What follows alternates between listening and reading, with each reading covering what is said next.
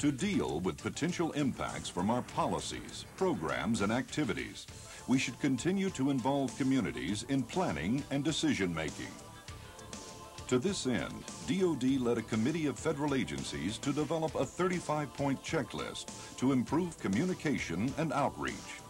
With the help of improved technology and the Internet, this list and other information are readily available. Access to information about DoD activities is essential for developing community-based solutions. DoD provides access to information on the World Wide Web through the Defense Environmental Network for Information Exchange, or DENIX. DENIX describes DoD's environmental justice initiatives and provides links to other military departments. The Navy's environmental homepage was the first DoD website to feature environmental justice issues. To improve access to information, the Navy partnered with a Washington, D.C. community and other agencies to establish the Walls to Bridges program. This program is now part of the National Urban Internet, providing access to computers so environmental justice stakeholders can keep up with DoD issues and events on the World Wide Web. Welcome to our home and welcome to our backyard. Public participation is not public relations. We don't need PR. We need real stakeholder involvement, not just having people sit at the table and have token participation, but real participation, voices that are heard and respected. If they plan to take over this area and develop it further, move us out of harm's way. That's all we're asking. One of the things that we're hoping to achieve through the base closure are employment opportunities for the West Oakland residents as well as the homeless of West Oakland and Oakland.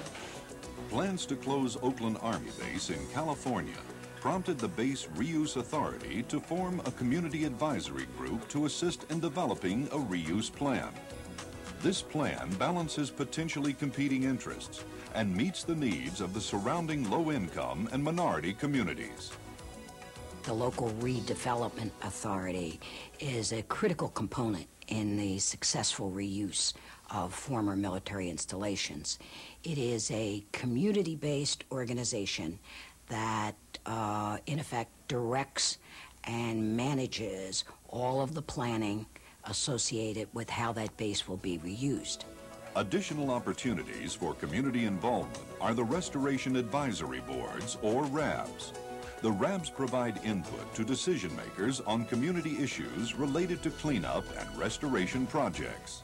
I think it's very important that we take steps to diversify restoration advisory boards and local redevelopment authorities and other entities that involve bringing stakeholders to the table.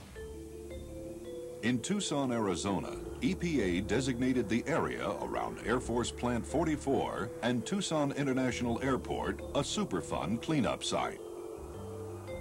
Many low-income and minority families live in this area and may be impacted by groundwater contamination.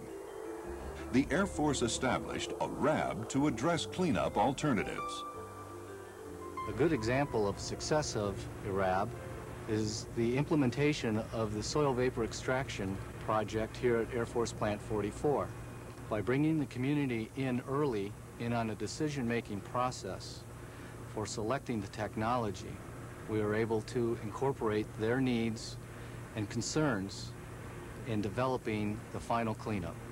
You increase the representation, you increase the awareness, you increase the involvement by really making it a realistic and a formalized meeting. The goal is to get the input and to put communities' wishes into action. The National Environmental Policy Act, NEPA, actually provides a policy framework for involving the public in evaluating alternatives. The key is understanding the potential impact and the subsequent effect on the local community. Military departments have rewritten their NEPA regulations and added guidance to integrate environmental justice into the impact assessment process. At a minimum, we should ask who is impacted by the proposed action or alternatives and how. What are the direct, indirect, and cumulative effects anticipated? will the proposed action or alternatives impact low-income or minority communities more than the community at large? What alternatives might avoid or minimize these impacts and their subsequent effects? The answers to these questions should reflect the values and perceptions of the community.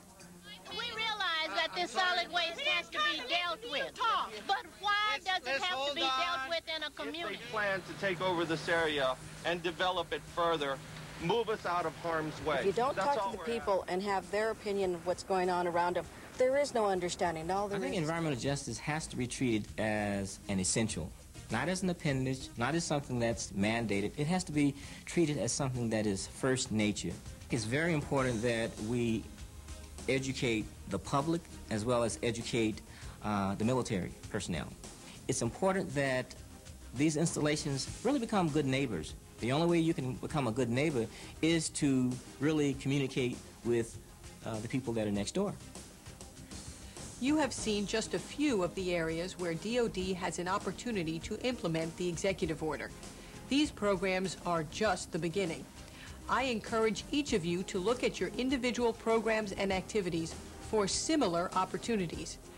DoD remains strongly committed to making progress in environmental justice and is working to ensure that we do our part to see that all Americans, regardless of race or income, live and work in safe and healthy communities.